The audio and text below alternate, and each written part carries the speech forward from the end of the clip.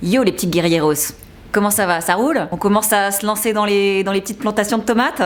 Bon, c'est bien, je me fais les auto-réponses un peu toute seule parce que j'ai toujours pas sorti ma vidéo et que du coup j'attends vos commentaires. En attendant, faut bien faire le dialogue, hein. Aujourd'hui, on va attaquer le sujet des meilleurs spots où faire de la green guérilla. Je sais pas si vous avez fait gaffe, mais on peut voir des plantations qui sont faites au pied des arbres, souvent en ville. Donc ça, c'est super cool. Mais ce que je vais vous montrer, c'est que la green guérilla, ça peut s'appliquer à toutes sortes de lieux. On peut démarrer de la micro-interstice dans un mur à de la friche complètement abandonnée dans une zone commerciale. Mais avant de vous montrer tout ça in real life, je vais vous donner quelques petits tips pour choisir votre champ de bataille idéal. Premier point. Si on part du principe que la green guérilla, c'est végétaliser les villes sans demander l'autorisation, bon bah ça sert à rien de jardiner sur un lieu où on a déjà l'autorisation, genre un jardin partagé. Nous, on va choisir des lieux inattendus. On va pas attendre de trouver un petit panneau, allez-y, mettez vos petites graines de ciboulette. Non, nous on est là pour du vandalisme. Deuxièmement, c'est mieux si ce spot est près de chez vous ou de votre travail pour que vous ayez l'occasion d'y passer régulièrement et de voir déjà d'observer l'évolution de vos plantations et puis aussi entretenir parce que parfois ça peut être saccagé, il peut y avoir des gens qui mettent des déchets. Troisième point, préférez les lieux publics et libres d'accès, comme la rue par exemple, parce que déjà c'est peut-être plus sympa de ne pas se prendre un flic au cul pour infraction de domicile privé. Et puis ce sera aussi l'occasion de discuter avec les gens qui sont de passage et qui sont curieux de voir ce que vous faites. Ce sera peut-être l'occasion de rallier de nouveaux guerriers à votre cause. Enfin 4, avant de vous lancer n'importe comment sur votre zone de combat, observez-la. Est-ce que c'est plutôt à l'ombre? Est-ce que c'est plutôt au soleil? Est-ce qu'il y a du vent? Est-ce qu'il faudra ramener de la terre, etc. C'est ce qui va jouer sur votre choix de plantes et puis même de zone en fait. Maintenant qu'on sait tout ça, je vais vous embarquer avec ma pote Nina là, qui est en train de travailler à côté de moi. On va aller faire une ronde dans mon quartier, dans le 18e à Barbès, et puis commencer à repérer les spots sur lesquels on pourrait faire des actions. On y va? Nina? Salut! Est-ce que tu es prête à aller faire une ronde dans mon quartier pour qu'on repère des lieux un peu cool où faire de la green guérilla? Trouver des petites fissures, trouver des petits endroits où mettre des petites graines, faire pousser du persil au pied des gouttières. Oui. Go!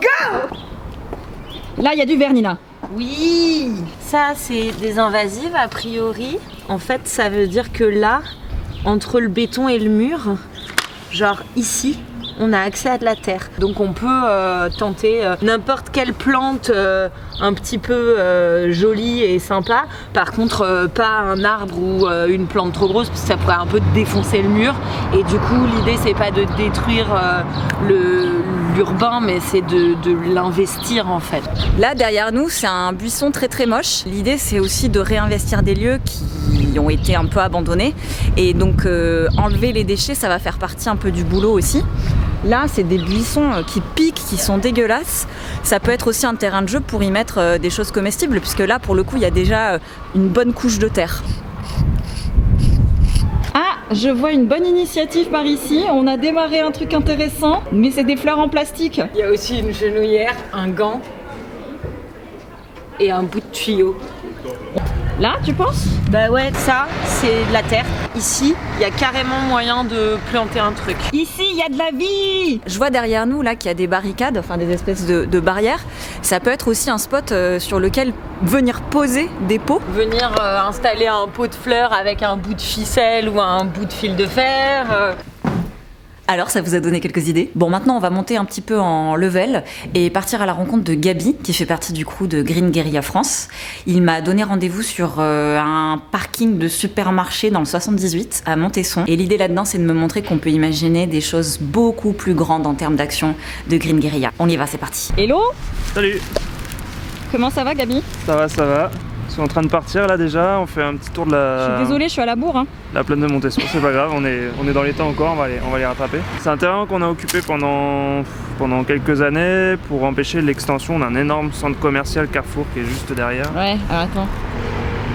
Petit à petit, la plaine maraîchère de Montesson, elle se fait urbaniser comme ça avec des extensions bâties sur des terres qui sont les meilleures terres d'Europe. Où nous, on vient semer les graines, voilà, j'ai des graines là. Là, l'année dernière, ici, vous occupiez l'espace Ouais. On avait planté des patates, il y avait des arbres fruitiers. Le principe, c'était d'occuper le lieu et de dire, c'est pas que des terres qui sont vouées à être urbanisées ou qui sont pour faire des immeubles, etc. ou à la main de quelques personnes. C'est aussi à chacun qui habitons ici à se réapproprier ces lieux-là. Avant qu'on les rattrape, est-ce que tu peux juste me rappeler ce que c'est une ZAD, Gab? Parce que pour moi, oui. c'est pas si clair que ça. ZAD, c'est pour zone à défendre. Donc en gros, c'est un diminutif. Et à la base, c'était zone d'aménagement différé. Donc c'est plutôt zone d'aménagement différé, c'est plutôt utilisé par les politiciens, etc. pour dire cette zone, on va l'urbaniser. Et nous, le mot a été repris en disant zone à défendre, donc qui est complètement l'inverse. Au lieu de l'urbaniser, on va la défendre.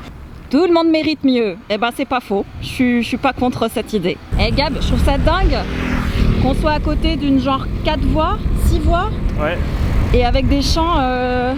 Les champs de salade, en fait, c'est pareil partout. Il y a des routes, des énormes autoroutes qui passent près de grandes plaines maraîchères et compagnie, et c'est ce qu'on nous vend après comme légumes. Et après, on parle de pollution des légumes en ville. Ces polluants-là, ils vont dans le sol, quoi. Même si c'est pas, du coup, c'est quand même dans le légume. C'est pas juste en surface du légume. C'est pas juste sur la peau. Hein.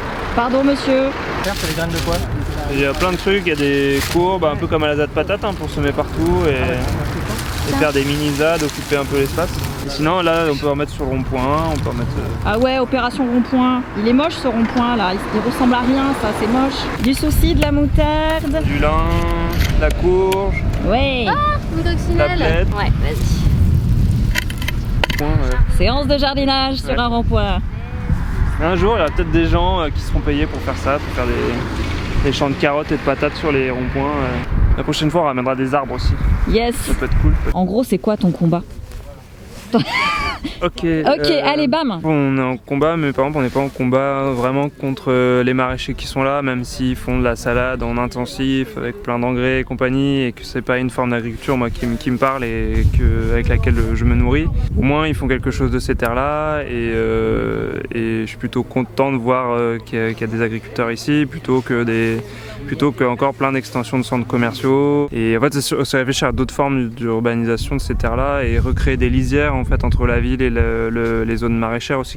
Bah Julie, qu'est-ce que tu fais sur ce parking là? Je remets des petites fleurs, des choses à manger. C'est vrai? Ouais. Merci, c'est cool.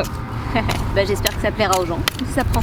Tu luttes vachement et parfois c'est écrasé comme ça du jour au lendemain et t'arrives à quand même garder la pêche comme on dit. Toujours partir un peu, se dire bon ça va marcher, ou sinon sinon on se motive pas à faire les choses quoi. Si tu te dis ça va pas marcher, et c'est pareil sur les pieds d'arbres en ville ou quoi, ou même tu te dis bah non mais là ça va jamais pousser, ça va être piétiné, ou il y a les chiens qui vont machin, ou on va m'arracher les plantes. Si tu te dis ça dès le début, ça marche pas, Ouais, c'est mort. Et puis des fois il faut y revenir, hein. Moi je dis pas que ça réussit à tous les coups, hein. Des fois il faut finir 3 fois à semer avant que ça pousse.